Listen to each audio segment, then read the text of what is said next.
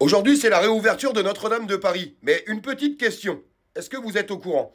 Quel est l'événement qui devait avoir lieu le jour où Notre-Dame de Paris a pris feu?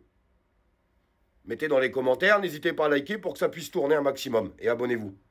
Eh bien, comme par hasard, le jour où Notre-Dame de Paris a pris feu, c'est le jour où Emmanuel Macron, à 20 h, devait faire une allocution sur le grand débat par rapport à tout ce qui s'était passé pendant la crise des Gilets jaunes, avec toutes les revendications, où il devait s'exprimer sur l'avenir des Français, sur ce qu'il allait apporter aux Français. Et Notre-Dame de Paris a pris feu. Du coup, tout a été annulé. Oh, quelle fatalité! Mais quelle fatalité! Alors oui, quelques semaines plus tard, il a eu ce discours par rapport au grand débat, mais rien n'est ressorti de tout ça et rien n'a été mis en place. Je le répète, hein, c'est une fatalité quand même. C'est bizarre comme des fois les choses se passent, de grands drames, au moment où les Français attendent de grandes annonces.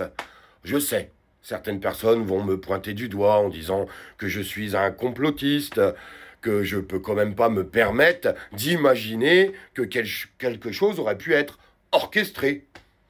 C'est vrai, mais je vais le dire quand même. Alors tout simplement, je me demande si on a encore le droit de se poser tout simplement des questions. Mettez-moi dans les commentaires ce que vous en pensez. Soyez honnête. Je vous ai mis les articles, comme ça vous pouvez voir ce qu'il en ressort. Vous avez les dates dessus, j'invente rien. Mais vous en pensez quoi? Est-ce que c'est moi qui suis complètement fou en me disant « C'est une coïncidence, Olivier, il faut que tu admettes que ce soit une coïncidence, voyons. Arrête de devenir complotiste !» Je sais pas moi. Puis alors, on a eu aujourd'hui Emmanuel Macron avec ses grands discours sur la réouverture et tout ce qui va bien avec. Alors, parlons-en d'Emmanuel Macron, parce qu'on est quand même dans un week-end décisif. Alors, je suis un peu attristé parce que sur les réseaux, je trouve que ça remue pas de trop. Lundi, il y aura la décision du Rassemblement national, savoir s'il censure ou pas ce nouveau gouvernement, qui fera forcément constitutionnellement tomber le gouvernement s'il vote cette motion de censure, et qui pourrait faire tomber quand même Emmanuel Macron derrière. Arrêtez de dire que c'est pas possible. Tout est possible. Ça s'est déjà passé, et ça pourrait se repasser puisqu'il est complètement isolé. S'il se retrouve une fois de plus sans gouvernement, sans budget de sécurité sociale voté, sans budget tout court de voter pour l'année 2025, on se rend bien compte que c'est compliqué pour lui.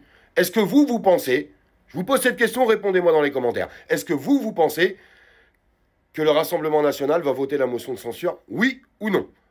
En tout cas, apparemment, il y a 75% des gens qui suivent le Rassemblement national qui aimeraient bien que ça soit voté. Bah oui.